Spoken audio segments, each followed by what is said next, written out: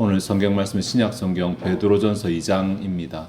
베드로전서 2장 1절부터 3절까지의 말씀을 제가 봉독하도록 하겠습니다. 베드로전서 2장 1절에 3절입니다. 그러므로 모든 악독과 모든 기만과 외식과 시기와 모든 비방하는 말을 버리고 갓난 아기들 같이 순전하고 신령한 젖을 사모하라. 이는 그로 말미암아 너희로 구원에 이르도록 자라게 하려 함이라. 너희가 주의 인자하심을 맛보았으면 그리하라. 아멘. 예, 많은 사람들이 구원을 천국이라고 이렇게 생각합니다. 구원받았다라는 말을 천국 간다 이렇게 동의어로 생각하는데 사실은 구원이라는 말이 성경에서는 굉장히 광범위하게 넓게 사용됩니다. 육체적인 구원도 구원이고 누가 도와서 도움 받는 것도 구원이고 물론 영적인 구원도 있고 구원이라는 단어는 굉장히 넓게 쓰이는 단어인데 우리는 그 가운데서 아마 영적인 구원 또 천국 가는 구원만을 생각할 것입니다. 시작에 이 말씀을 드리는 것은 너무 예수 믿는 것, 교회 다니는 것을 천국과만 연결시키지 말라라고 하는 그런 말씀을 드리고 싶어서입니다. 근데 천국 가기 위해서 교회 다니지 뭐 천국 가려고 예배 참석하고 천국 가려고 예수 믿지 이렇게 생각하는데 사실은 천국은 우리가 구원을 받아서 누리게 되는 결과 가운데 극히 일부분입니다. 한 부분이고 구원을 받은 신자는 그보다 훨씬 더 풍성한 복들을 누릴 수 있고 또 그보다 훨씬 더 많은 의무들도 있고 그렇습니다. 구원 영역이 굉장히 넓다라는 말씀을 드립니다. 사실 이제 우리가 예수 믿는다, 예수를 안 믿다가 예수를 딱 믿는다 이 순간 회심이라고 말하거든요. 회심, 그것을 우리가 구원받았다고 말하기도 하는데 회심은 구원의 역시 한 과정입니다. 구원의 여정이라고 이제 조직신학에 쓰는 용어가 있는데 혹은 구원의 서정이라고 말하는데 이것은 하나님께서 창세전에 우리를 택하신 그 예정부터 시작이 됩니다. 우리는 예수 믿는 그 순간에 구원을 받게 되었지만 사실은 하나님의 예정은 세상이 시작되기 전부터 시작이 된 것이죠. 그래서 이때부터 구원의 서정이 시작되어서 복음이 이렇게 흘러오다가 내가 예수를 믿어야 할 그 순간에 예수를 믿고 회심하게 되는 사건, 그리고 이렇게 예수를 믿고 회심하고 나서는 천국 가기까지 성화하는 과정, 그리고 마지막 천국에 들어갈 때 영광스럽게 바뀌는 과정, 이렇게 큰 단계들을 다 구원의 여정이라고 부릅니다. 한 사람이 구원받는다는 것은 이미 창세전에 하나님께서 시작하셔서 내가 인지하는 회심부터 해서 천국에 들어가는 까지 이 모든 과정이 다 구원의 과정이라고 말할 수 있습니다. 자, 이 말씀을 제가 드리는 것은 내가 회심했고 다음 내가 이제 교회 왔으니까 나는 더 이상 뭘 안 해도 돼. 나는 충분히 구원받았으니까 여기까지다 라고 생각해서는 안 된다는 말씀을 드리고자 합니다. 그것은 구원의 여정 가운데 한 단계일 뿐이지 그 자체가 완성은 아닙니다. 구원의 완성은 천국 들어가서가 완성입니다. 예수 믿으면 언제라도 죽으면 천국 가겠지만 예수 믿고 나서 죽기까지 이 개인별로 다 차이가 있거든요. 예수 믿고 나서 죽기까지 이 과정, 성화라는 과정 역시 구원의 한 부분이기 때문에 이 부분에 우리가 무관심해서는 안 됩니다. 빌립보서 2장 12절에 보면 항상 복종하여 두렵고 떨림으로 너희 구원을 이루라 라고 말하는데 여기 구원을 이루라는 말이 회심해라는 말은 아니거든요. 구원을 완성하기까지 두렵고 떨림의 자세를 가지라는 말입니다. 오늘 본문 가운데 2절에도 보면 구원에 이르도록 자라게 하려 한다고 말하는데 이 역시도 회심하도록이 아니라 구원의 완성인 천국에 가기까지 뭔가 성장하는 단계가 있다라는 것을 우리에게 말해주고 있는 것입니다. 그래서 오늘 우리는 예수 믿은 것이 다가 아니라 예수를 믿었기 때문에 우리에게 주어지는 새로운 삶에 대해서 성화죠. 성화에 대해서 본문이 무엇이라 교훈하는지를 생각해 보려고 합니다. 한글로 1절에서 3절까지가 본문인데 문장수로 따지면 4개의 문장이 있습니다. 1절 하나, 2절에 2개, 3절에 하나라고 해서 4개의 문장이 있습니다. 1절에 뭔가 버려라 라고 하는 내용이 있고 2절 상반절에는 뭔가 사모하라 라고 하는 내용이 있고 2절 하반절에는 왜 그렇게 해야 되는지가 있고 그리고 3절에는 뭐뭐 했다면 이라는 조건절이 있고 이렇게 문장이 4개가 있지만 원문으로 보면 전체가 다 하나의 문장입니다. 아주 복잡하게 얽혀있는 하나의 문장입니다. 1절은 분사구로 뭐뭐 하면서 2절 상반절이 주절입니다. 주절. 다음 2절 하반절은 뭐뭐 하기 위해서 종속절. 3절은 만약 뭐뭐 하다면 종속절. 이렇게 해서 전체는 하나의 문장입니다. 뭐 어려운 문법적인 필요 없고 제일 핵심은 2절 상반절이니까 어린 아기들 같이 순전하고 신령한 젖을 사모하라. 이것이 전체의 명령이고 핵심적인 부분입니다.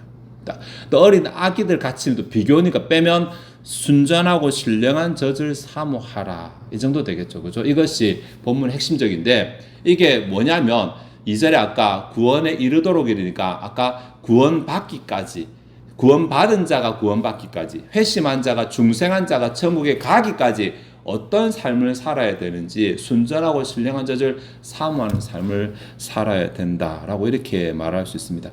이 순전하고 신령한 젖이 과연 뭘까? 베드로전서는 굉장히 어려운 성경입니다. 굉장히 어려운 성경이고 사실 2장에 8절 9절 가면 산돌 뒤에 가면 산돌 이야기가 나오거든요. 산돌이 말하는데 살아있는 돌 리빙스톤이라는 말이잖아요. 이 이야기 나오는데 사실 산돌 이곳에서 사람들이 진짜 많이 오해하는 부분인데 오늘 안 다루니까 저 다룰 때 제가 말씀드리겠습니다.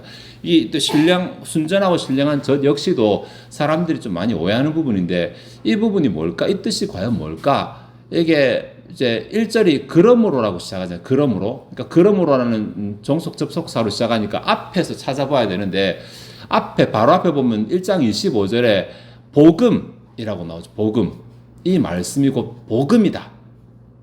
23절에는 살아있고 항상 있는 말씀으로 또 나온 말씀. 네, 그래서 쉽게 생각하면 복음을 사모하라 이렇게 봐도 되거든요. 뭐 그렇게 본다 하도 크게 틀린 말은 아닌데 문제는 뒤쪽 문맥을 봐서는 이게 복음을 사모하라보다는 조금 더 큰 의미를 가지고 있다는 거죠. 어쨌든 우리 쉽게 하기 위해서 그냥 복음을 사모하라 정도로 하겠습니다. 복음을 사모하라. 근데 사모하라는 이 단어가 참 이제 재밌는 단어인데 이 단어가 바란다라는 뜻을 가진 단어에 조금 강조하는 접두어를 붙여서 만들었으니까 아주 바란다 되겠죠. 아주 바란다. 간절히 바란다. 라는 뜻을 가진 단어예요. 그런데 이 단어가 또 강한 명령법으로 사용됐어요. 우리나라는 말 없으니까 강한 명령법. 그러니까 이미 단어 자체만 가지고도 간절히 바란다는 것인데 이걸 다시 강조를 하고 있어요. 그 어떻게 번역해야 될지 잘 모르겠어요. 아주 바라는 것을 강조해서 그래서 저는 그냥 집착한다 정도 하면 되잖아요. 집착한다. 네. 그런데 또 하나 여기 문장에 갓난 아기들 같이 돼 있잖아요. 그러니까 하나는 단어 뜻 자체가 원래 강한 뜻을 가지고 있어요. 어형이 강조를 하고 있어요. 근데 문장에서 비교할 때 갓난 아기들 같이라고 말하고 있어요. 갓난 아기들에게 젖은 생존과 성장을 위한 유일한 수단이잖아요. 갓난 아기들, 조금 자란 아기들 말하네. 갓난 아기들은 진짜 엄마의 젖 없으면 안 되잖아요. 그러니까 살아가고 성장하는데 유일한 것이니까 얼마나 아기가 그것을 사모하겠어요. 갓 태어나서 아기들 그냥 배고플 때 우는 거 말고 없잖아요. 젖 달라고 우는 거. 그러니까 그만큼 강하게 사모하라고 말하니까 도대체 이 한 문장 안에서 몇 번을 강조하고 있는 것인가요? 단어 뜻도 강한 뜻인데 어형도 강하게 명령하는데 갓난 아기들이 사모하는 것도 비유해가면서 또다시 강조하니까 이 순전하고 신령한 젖에 대해서 도대체 얼마나 집착하라고 하는 것이죠. 얼마나 집착하라고. 네. 이것이 2절에 구원에 이르도록 자라게 하는 방법이기 때문에 그런 것이고. 네.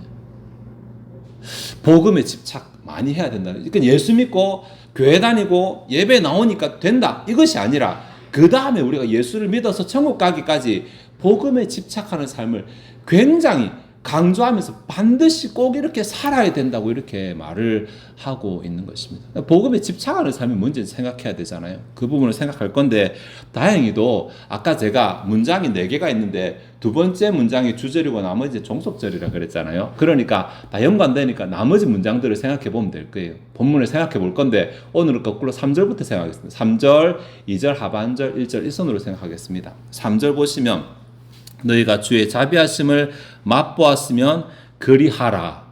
그리하라가 아마 복음에 집착하라 말 되겠죠. 그죠? 그런데 사실 원문에는 그리하라라는 단어는 없어요. 너희가 주의 인자하심을 맛보았으면만 딱 되어 있습니다. 네.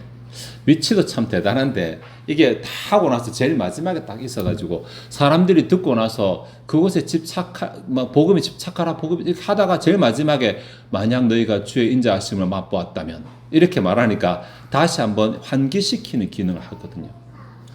그런데 주의 인자하심을 맛보았다면이라고 조건 말하는데 문법 또 들어가 죄송한데 헬라어는 아시는 분 아시겠지만 비현실적인 것을 가정하는 문법이 하나 있고 내가 하늘을 날게 된다면 현실적인 것을 가정하는 문법이 있거든요. 본문은 현실적인 것을 가정하는 문법입니다. 더군다나 과거 사실을 가정하고 있기 때문에 이거 굳이 결론만 말씀드리면 너희가 주의 인자하심을 맛본 게 맞다면 너희가 주의 인자하심을 맛본 게 맞다면 복음에 집착하라. 그러니까 주의 인자하심을 맛봤다는 건 문맥상에 구원받았다면 아니겠까요? 그죠? 구원받았다면. 너희가 구원받은 게 맞다면, 너희가 구원받은 게 맞다고 인정한다면 그대로 있지 말고 가만히 있지 말고 다른 거 하지 말고 복음에 집착하는 삶을 살아라. 라고 말하는 거예요. 그러면 복음에 집착하는 삶을 안 산다는 것은 나는 구원받았다는 사실을 인정 안 한다는 거예요. 반드시 꼭 해야 된다는 거잖아요. 구원받았다. 나는 여기까지만이라고 할 수 없다라는 거잖아요. 그런데 왜 구원받았다면이라고 하지 않고 이거 구원받는 사실을 주의 인자하심을 맛본다라고 표현을 했을까? 우리는 맛본다라고 말하면 마트가 생각나잖아요. 하나 딱 찝어 먹어보는 거. 근데 이 단어는 그 단어는 아니에요. 동참한다라는 말이거든요.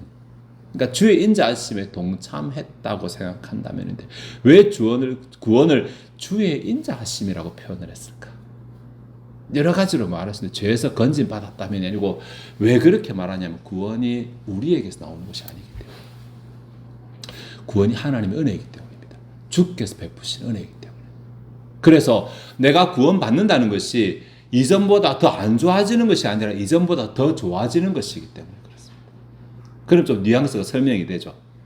너희들이 주의 인자하심을 그러니까 너희 주의 인자하심에 동참한 게 맞다면 당연히 복음에 집착하는 삶을 살아야지 라고 이렇게 말하는 것입니다.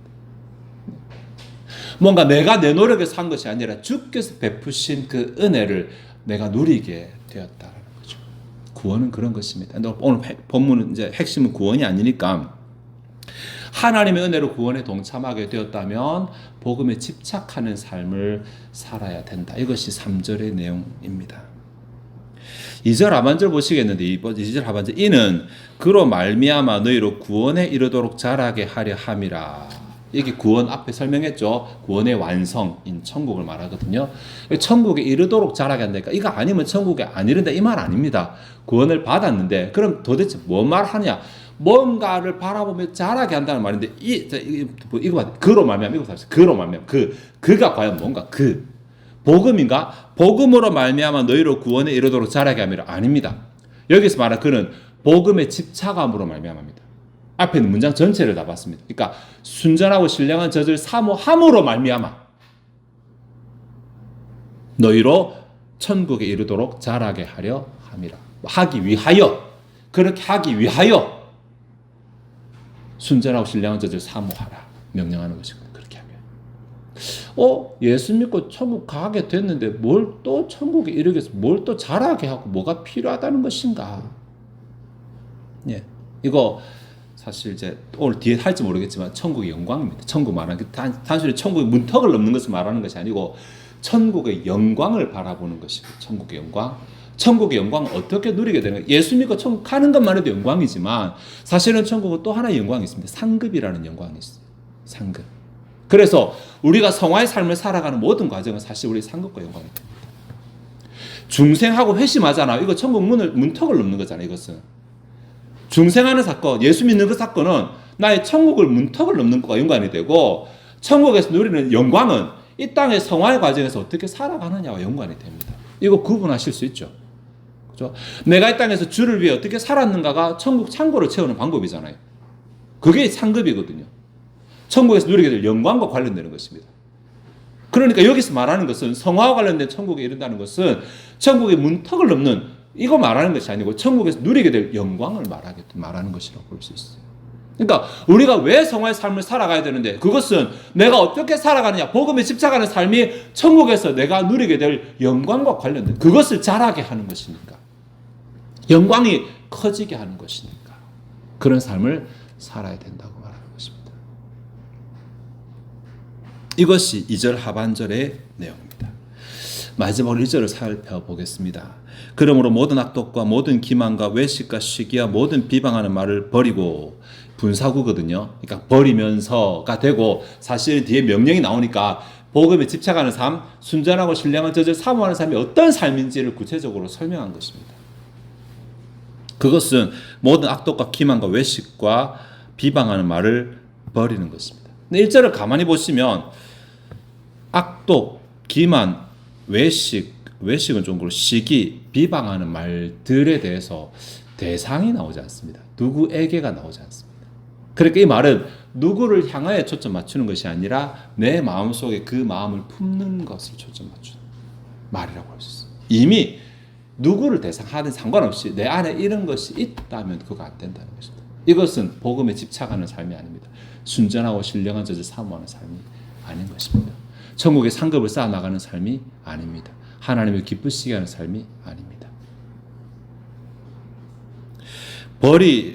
버리고, 버리면서, 버린다, 이 말은 참 재밌게도 멀리 둔다는 말입니다. 멀리 둔다. 그러니까 내게서 밀어내는 것이 아니라 멀리 놔두고 나랑 아예 떨어진 상태로 정리한다는 말이니까 이런 것은 가까이 하지 않는 것이죠. 이런 것은. 근데 여기에 모든 악독이라는 이 말은 카코스, 질이 낮다는 말이거든요. 저질입니다. 저질. 내 마음 가운데 질이 낮은 저질. 기만. 네, 기만, 이것은 올감이라는 말이고, 원래 단어는 미끼라는 말이에요. 그러니까 내가 이득을 보기 위해서 누군가에게 미끼를 걸 생각하는 자체를 말하는 것이죠. 시기는 질투하는 것이죠. 누구 나보다 잘하는 사람 질투하는 것. 비방하는 것, 이거 험담하는 것입니다. 험담하는 것. 이렇게 하는 것을 멀리 두는 삶이 복음에 집착하는 삶이라고 해요. 네, 이상하죠. 우리가 생각하는 좀 다르죠. 우리는 뭔가 거룩해지면서 찬양 뜨겁게 하면서 기도 열심히 하면서 성경 많이 보면서 이런 게 복음에 합당한 삶인 것처럼 말하는데, 본문은 그렇게 말하지 않아요. 어떻게 보면 우리가 말씀 읽고 기도하고 찬양하는 이 삶은 이러한 삶을 피할 수 있는 힘을 얻는 삶이라고 말할 수 있어요. 모든 악독과 기만과 시기와 비방을 버리도록 하는 그 근거가 어디서 그 힘이 나냐 했을 때, 말씀 보고 기도하고 하나님 가까이 하는 것입니다. 그러니까 결국은 내가 성경 읽어요, 내가 기도해요, 이것으로 평가할 것이 아니라 그 삶에서 여기 말하는 악독과 기만과 외식과 시기와 비방이 나타나느냐 나타나지 않느냐로 평가해야 되는 것이죠. 그것이 복음에 집착하는 삶이니까. 이렇게만 말하면 그게 과연 맞나라고 하실 건데, 맞는지 보겠습니다. 2장 1절부터 시작된 문단은 2장 12절에서 마치거든요. 마지막 2장 11절과 12절 보시면 같은 주제로 말을 반복합니다. 11절, 사랑하는 자들아, 거류민과 나그네 같은 너희를 권하노니 영혼을 거슬러 싸우는 육체의 정욕을 제어하라. 이게 1절에 나오는 바대로 악독과 시기와 질투 버리라는 이것이 멀리 두라는 거. 12절, 너희가 이방인 중에서 행실을 선하게 가져 너희를 악행한다고 비방하는 자들로 하여금 너희 선한 일을 보고 오시는 날에 하나님께 영광을 돌리게 하려 함이라. 오시는 날에가 구원의 완성이거든. 주님 오시는 날에 하나님께 영광을 돌리게 하려 함이라. 그러니까 베드로서 2장 1절부터 12절까지의 교훈은 내가 하나님을 향해서 기도 얼마나 하나, 성경 얼마나 보나, 이거 말 안 하고 있어요. 그거 아니. 오히려 그것이 바탕이 되어 있는 삶에 대해서 말하는데, 이방인 가운데서 우리의 선한 행실에 관해서 우리 행실을 선하게 가지는, 남들이 보기에 다른 사람 앞에서 내가 험담하는 사람인지 시기하는 사람인지 질이 낮은 사람인지 기만하는 사람인지 아닌지, 여기에 지금 말하고 얘기하죠. 그러한 모습 보이면, 그러한 모습 때문에 내가 열매를 못 맺는 것도 못 맺는 거지만 하나님께 영광을 돌리지 못하게 된다는 거죠. 내가 그렇게 살아가면 다른 사람들이 나를 보면 하나님께 영광을 돌리지 못하게 된다는 거죠. 마태복음 6장에 보면 너희 빛을 사람 앞에 비추어 그들로 하여금 너희 착한 행실을 보고 하늘에 계신 하나님께 영광을 돌리게 하라 라고 나오거든요. 똑같은 말이잖아요. 지금 우리의 삶이 어떤가? 신자의 삶이 어떤가? 예전에는 예수 믿는다 그러면 삶이 딱 구분이 됐는데 지금은 예수 믿는지 안 믿는지 말 안 하면 모르는 시대가 됐잖아요. 삶이 그냥 똑같이 살아가니까 세상 사람. 그렇게 하지 말라는 것입니다. 네. 그거 자기를 속이는 것이고 하나님 영광 가리는 것이고 다른 사람의 길을 막는 것입니다. 말씀을 좀 정리하도록 하겠습니다. 베드로전서는 굉장히 어려운 본문이기도 한데 1장은 사실 이제 힘든 고난 가운데 있는 신자들이 고난을 이겨내기 위해서 하나님을 의지해라라는 교리적인 내용이 들어있거든요. 근데 특이하게 2장 1절부터 이게 뒤에 5장까지 있는데 한 장에만 이론적인 것, 4개의 장이 실제적인 교훈을 다루고 그 첫 번째 부분이 오늘 본문인데 이렇게 고난 가운데서 인내를 가지고 살아야 될 신자들이 어떻게 살아야 되는가를 말하면서 제일 처음 한 말이 복음에 집착하라고 말하면서 복음에 집착하는 것이 결국은 사람들 앞에서 네가 악한 마음을 품지 않는 것이다. 어떻게 보면 1장 바탕으로 하면 우리가 고난 당하니까 우리를 핍박하는 자들이 있으니까 내가 세상에서 억울하니까 얼마든지 원망도 해도 되고 비난도 할 수 있지만 그렇게 하지 말라고 말합니다. 신자다운 삶이 아니니까 복음에 집중하는 삶, 또 어떻게 보면 내 하늘에 내 상급을 쌓아가는 삶, 혹은 하나님께 영광을 돌려드리는 삶, 어떤 것을 갖다 댄다 하더라도 신자의 성화의 삶은 이런 악한 것을 멀리하는 삶이라고 말할 수 있습니다. 악하다고 통틀어 말하니까 이게 좀 구체적이지 않죠, 그죠? 아까 제가 말했죠. 질이 떨어지는, 네. 다른 사람에게 미끼를 대고 얼물을 거는, 다른 사람을 내 마음대로 이용하는, 다른 사람을 질투하는, 그리고 다른 사람에게 험담하는, 이런 것은 세상 사람들이 하는 겁니다. 세상 사람들. 예. 우리는 내가 만약에 하나님의 은혜로 구원받았다고 인정한다면, 하나님의 은혜로 내가 천국 가는 자가 되었다고 인정한다면, 하나님의 은혜로 내가 세상과 다른 인생을 살게 되었다는 것을 인정한다면, 이런 것을 버리는 삶을 살아요. 행실을 선하게 가지고, 행실을 선하게.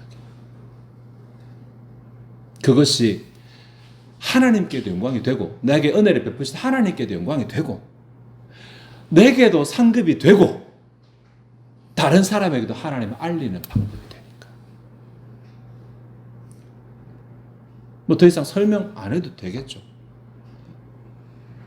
이것이 무너지게 되면 하나님의 영광 가리고 내 상급도 없고 다른 사람들이 하나님께 영광 돌릴 방법도 막게 되는 것이니까 이게 하면 좋고 안 하면 안 좋고 이 정도의 차원이 아니라는 것입니다. 그래서 아까 사모하라는 말을 그렇게 강하게 강조를 했어요. 몇 번씩이나 강조를 하면서 반드시 그렇게 해야 된다고 말합니다. 구원받은 우리가 어떻게 살아가느냐가 나와 다른 사람과 하나님의 영광에 관여된다는 사실을 기억하시고, 네, 하나님께 영광 돌려드리고 원한다면, 천국에 내 상급을 쌓기를 원한다면, 다른 사람에게 나를 통하여 복음이 전파되기를 원한다면 선을 추구하는 삶, 오늘 본문이 말하는 악한 것들을 멀리 치워버리는 삶을 살기에 노력하는 저와 여러분 되시기를 바랍니다. 기도하겠습니다. 하나님, 오늘 베드로전서 2장 앞부분의 내용을 생각해 보았습니다.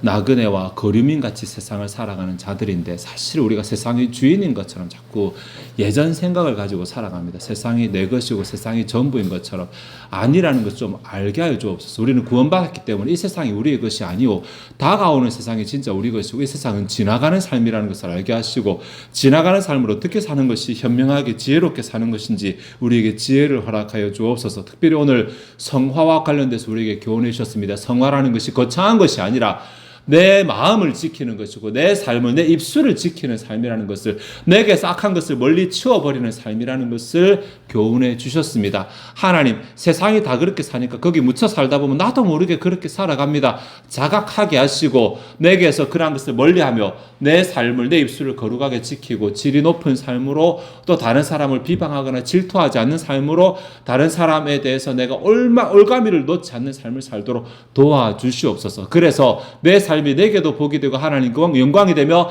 다른 사람에게 유익을 끼칠 수 있는 삶이 되게 하시기를 원합니다. 이 시간 주 앞에 준비된 예물을 드리고자 합니다. 우리의 마음이 즐거이 하나님을 헌신하게 하옵소서. 감사드리며 예수 그리스도의 이름으로 기도하옵나이다. 아멘.